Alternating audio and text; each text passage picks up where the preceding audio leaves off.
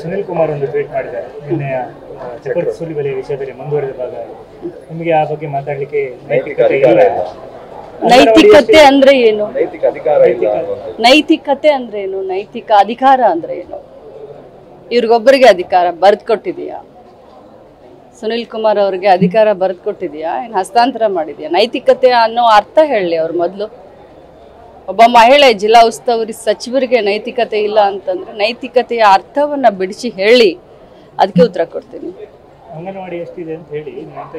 69,000 ಅಂಗನವಾಡಿ ಕಟ್ಟಡಗಳಿದಾವೆ, 12,000 ಬಾಡಿಗೆ ಇದಾವೆ. ಎಷ್ಟು ಬೇಕಂತೆ ಅವ್ರಿಗೆ? ನನ್ನ ಇಲಾಖೆ, ಅವ್ರ ಇಲಾಖೆ, ಅವ್ರದ್ದು ಮಿನಿಸ್ಟರ್ ಆಗಿದ್ರಲ್ಲ, ಆ ಇಲಾಖೆ ಬಗ್ಗೆ ಹೇಳ. 4 ನಿಗಮದ್ದು ಏನೇನಿದೆ ಅಂತ ಅವ್ರ ಬಗ್ಗೆ ಮಾತನಾಡ್ಲಾ? ನನ್ನ ಇಲಾಖೆ ಬಗ್ಗೆ ಕೇಳ್ತಾ ಇದ್ದಾರೆ, ಬನ್ನಿ ಅಂತ ಹೇಳಿ.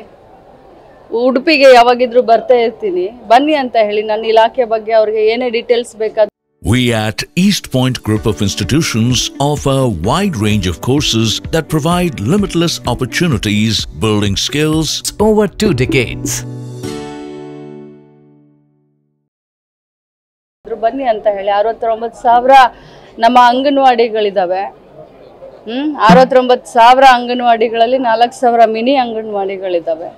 ಅಷ್ಟೇ ಪ್ರಮಾಣದಲ್ಲಿ ಕಾರ್ಯಕರ್ತರು ಸಹಾಯಕಿಯರಿದ್ದಾರೆ. ಇನ್ನು ಏನು ಡೀಟೇಲ್ಸ್ ಬೇಕು ಅಂತ ಕೇಳಿ ಅವ್ರಿಗೆ.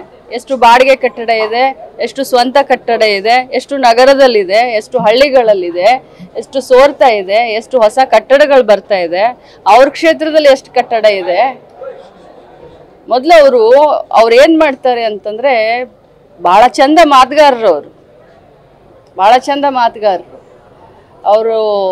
ಅವ್ರ ತಮ್ಮನ್ನು ತಾವು ಅತ್ಯಂತ ಬುದ್ಧಿವಂತ ಸರ್ವಜ್ಞ ಅಂತ ತಿಳ್ಕೊಂಡಿದ್ದಾರೆ. ಬೇರೆಯವರೆಲ್ಲರೂ ದಡ್ರು, ಅವರು ತಮ್ಮನ್ನ ತಾವು ಸರ್ವಜ್ಞ ಅಂತ ತಿಳ್ಕೊಂಡಿದ್ದಾರೆ. ಅದು ಮುಂದೆ ಇದೆ ಕತೆ. ಕರಾವಳಿ ಜಿಲ್ಲೆಯಲ್ಲಿ ಹೇಳಿ, ಏನು ಇನ್ನೊಮ್ಮೆ? ಬಿಜೆಪಿಯವರು ಕರಾವಳಿಯ 2 ಜಿಲ್ಲೆಗಳಲ್ಲಿ 233 ಪಂಚಾಯತ್, ನಗರಸಭೆ, ಪುರಸಭೆಯ ಮುಂದೆ ಒಂದು ಪ್ರತಿಭಟನೆಯನ್ನು ಮಾಡ್ತಾ ಇದ್ದಾರೆ. ಒತ್ತಾಯಗಳನ್ನು ಇಟ್ಕೊಂಡು ಕರಾವಳಿಯ ನಿರ್ಲಕ್ಷ್ಯದ ಬಗ್ಗೆ ಸರ್ಕಾರ ಪ್ರತಿಭಟನೆ ಸಂವಿಧಾನದಲ್ಲಿ ಸಂವಿಧಾನಬದ್ಧಂತ ಹಕ್ಕು. ಪ್ರಜಾಪ್ರಭುತ್ವದಲ್ಲಿ ಪ್ರತಿಭಟನೆಗೆ ಒಂದು ಪ್ರಾಮುಖ್ಯತೆ ಇದೆ.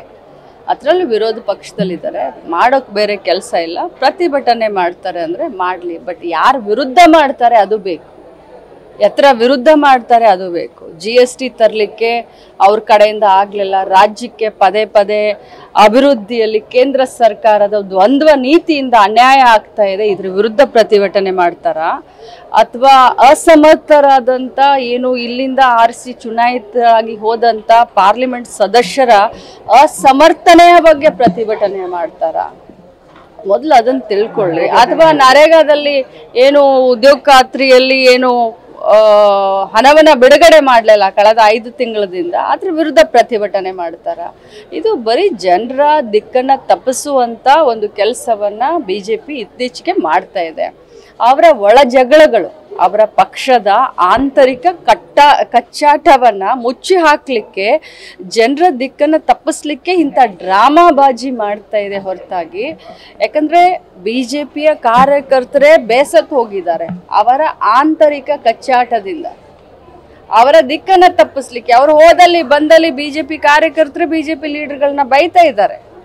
ಸೊ ಇದನ್ನೆಲ್ಲ ತಪ್ಪಿಸ್ಲಿಕ್ಕೆ ಈ ಹೋರಾಟಗಳು, ಈ ಪ್ರತಿಭಟನೆಗಳು ಕಾಂಗ್ರೆಸ್ ಮೇಲೆ ಗೂಬೆ ಕೂರಿಸುವಂತ ಕೆಲಸಗಳು. ಕನ್ನಡ ಜಿಲ್ಲೆಯ ಗ್ರಾಮ ಸಭೆಗಳಲ್ಲಿ ತುಳು ಭಾಷೆ ಬಳಸಲಿಕ್ಕಿಲ್ಲ ಅಂತ ಒಂದು ಆದೇಶ ಮಾಡಿದ್ದಾರೆ. ಅಲ್ಲಿ ತುಳು ಗ್ರಾಮ ಸಭೆ ಆಗುವಾಗ ಸ್ಥಳೀಯ ಭಾಷೆ ಬಳಸಲಿಕ್ಕಿಲ್ಲ ಅಂತ ಆದೇಶ. ಅದರ ಬಗ್ಗೆ ಸದಾನಂದ ಗೌಡರು ಕೂಡ ವಿರೋಧ ವ್ಯಕ್ತಪಡಿಸಿದ್ದಾರೆ, ಕೂಡ ಶ್ರೀನಿವಾಸ ಪೂಜಾರಿ ಕೂಡ ವಿರೋಧ ವ್ಯಕ್ತಪಡಿಸಿದ್ದಾರೆ. ಸ್ಥಳೀಯ ಭಾಷೆ ಯಾಕೆ ಅವಕಾಶ ಇಲ್ಲ? ನಾನು CEO ಹತ್ರ ನಾನು ಮಾತಾಡ್ತೀನಿ. ಯಾಕಂತಂದರೆ ಅವರಿಬ್ಬರು ಹಿರಿಯರು ವಿರೋಧ ವ್ಯಕ್ತಪಡಿಸಿದ್ದಾರೆ ಅಂತ ಹೇಳಿದ್ರೆ ಇದು ಭಾಷಾ ವಿಚಾರ. ಅದರಲ್ಲೂ ಸ್ಥಳೀಯ ಭಾಷೆಗಳು ಭಾಳಷ್ಟು ಸೂಕ್ಷ್ಮವಾಗಿ ನಾವು ಇವನ್ನ ಅವಲೋಕನೆ ಮಾಡಿ ಮಾತನಾಡಬೇಕಾಗುತ್ತೆ. ನಾನು CEO ಹತ್ರ ನಾನು ಮಾತಾಡ್ತೀನಿ. Thank you.